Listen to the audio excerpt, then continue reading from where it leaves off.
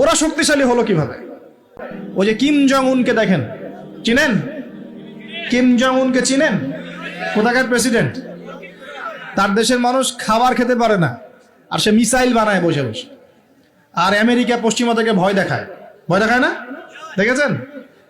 ওর ওই উত্তর কোরিয়া হামলা চালাতে হলে 100 বার চিন্তা করতে হবে পশ্চিমাদেরকে। হ্যাঁ, কারণ সে 8-10টা মুসলিম কান্ট্রির মতো না যাদের কাছে এরকম কোনো অস্ত্র নাই।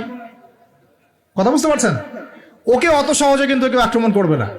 তারপরেও আবার চায়নার সাথে ওর বন্ধুত্ব আছে, রাশিয়ার সাথে ওর বন্ধুত্ব আছে, ঠিক আছে? এর একটা অ্যালায়েন্স, এটাকে জিও পলিটিক্যাল ভাষায় ওদের অ্যালায়েন্স বলে। তো ওরা শক্তিশালী হলো কিভাবে? শুধুমাত্র ফাইন্যান্স দিয়ে না, এখানে পলিটিক্যাল ভিত্তি শক্ত, অস্ত্র শস্ত্র তাদের আছে। এখন বহির্বিশ্বের শত্রুরা ওদের দিকে চোখ তুলতে পারছে না, এত সহজ না। তো দেখেন আমাদের পিছিয়ে পড়ার এগুলোও কারণ আছে। মুসলিম কান্ট্রিগুলোর দিকে তাকায় দেখেন, কয়টা মুসলিম কান্ট্রি এইসব ক্ষেত্রে স্বয়ংসম্পূর্ণ? কয়টা কান্ট্রি দেখবেন আপনি?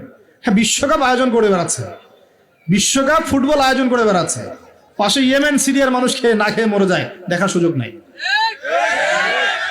কি করছে? ওইখানে বেস ক্যাম্প দিয়ে রেখেছে পশ্চিমাদের জন্য, ওখানে বেস ক্যাম্প ঘাঁটি দিয়ে রেখেছে পশ্চিমাদের জন্য। এবং বহু মুসলিম কান্ট্রি যারা মানে আমাদের কাছে এখন আইডল হয়ে বসে আছে, ভিতরে ভিতরে ইহুদি খ্রিস্টানদের সাথে বন্ধুত্ব করে বসে আছে।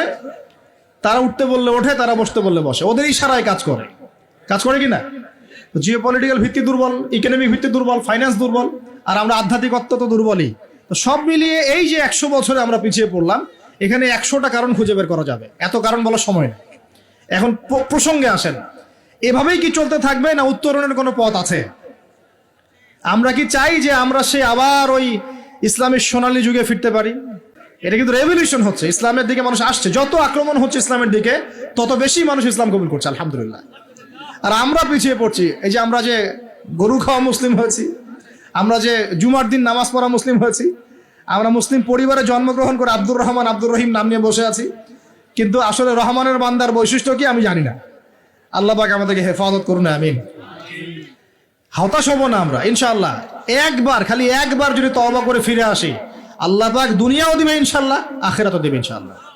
খালি একবার বলতে হবে আস্তাগফিরুল্লাহাল্লাযী লা ইলাহা ইল্লা হুয়াল হাইয়ুল কাইয়্যুম ওয়া আতুবু ইলাইহি। আল্লাহ, জীবনে যা পাপ করেছি মাফ করে দাও, আগামী জীবনে হায়াতে রিজিকে বরকত দাও, এবং পুরো জীবন যেন ইসলাম পালন করতে পারি, প্রচার করতে পারি, প্রসার করতে পারি, মানুষের মাঝখানে দিনের ভালো কথা বলতে পারি, আল্লাহ পাক দিনের বিজয় যেন অংশ নিতে পারি, সে তৌফিক আল্লাহ পাক দান করুন।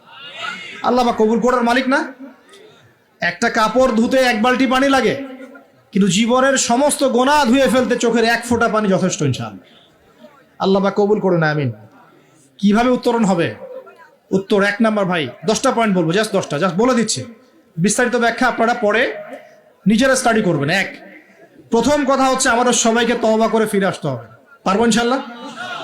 আল্লাহ পাক বলেন, তুবু ইলাল্লাহি জামিআন আইয়ুহাল মুমিনুন, হে মুমিনগণ, তোমরা একসাথে ঐক্যবদ্ধভাবে আল্লাহর কাছে তওবা করো, আল্লাহ তোমাদেরকে সফল করবে ইনশাআল্লাহ তাআলা।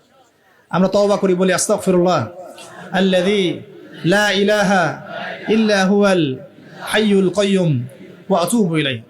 আমরা আল্লাহর কাছে তওবা করছি, আমরা সারা জীবন যে পাপ করেছি আল্লাহ পাক যেন মাফ করে দেন, এবং আমাদের নেক হায়াতে যেন আল্লাহ পাক বরকত দান করেন, এবং আমাদেরকে পুরো জীবন যেন ইসলাম পালন করার তৌফিক দান করেন। মধ্যমপন্থী হবেন, চরমপন্থী হবেন না, ইসলামের নামে কোনো সন্ত্রাসী কর্মকাণ্ডে যাবেন না, আবার শৈথিল্যতাবাদী হবেন না, গোলালো মার্কা মানে সব তরকারিতে গা ভাসিয়ে দিবেন না। মধ্যমপন্থী থাকবেন, ইনশাআল্লাহ দেখবেন ইসলামের বিজয় হবে ইনশাআল্লাহ। আল্লাহ পাক তৌফিক এনায়েত করুন। 1 নাম্বার কাজ তওবা করে ফিরে আসা। 2 নাম্বার, আমাদের সবাইকে দ্বীনের জ্ঞান চর্চা করতে হবে। রাজি আছেন ইনশাআল্লাহ? আল্লাহ পাক তৌফিক এনায়েত করুন, আমিন। 3 নাম্বার, অবশ্যই জানা অনুযায়ী সবাইকে আমল করার চেষ্টা করতে হবে, নবীর সুন্নত বাস্তবায়ন করতে হবে। তৌফিক এনায়েত করুন আল্লাহ পাক, আমিন। আল্লাহ পাক আমাকে আগে তৌফিক দান করুন, এরপর আপনাদের সবাইকে তৌফিক দান করুন, যাতে করে আমরা দিনের 24 ঘন্টা প্রতিটা কাজ নবী সাল্লাল্লাহু আলাইহি ওয়াসাল্লামের সুন্নাহ মতো করতে পারি, আমিন।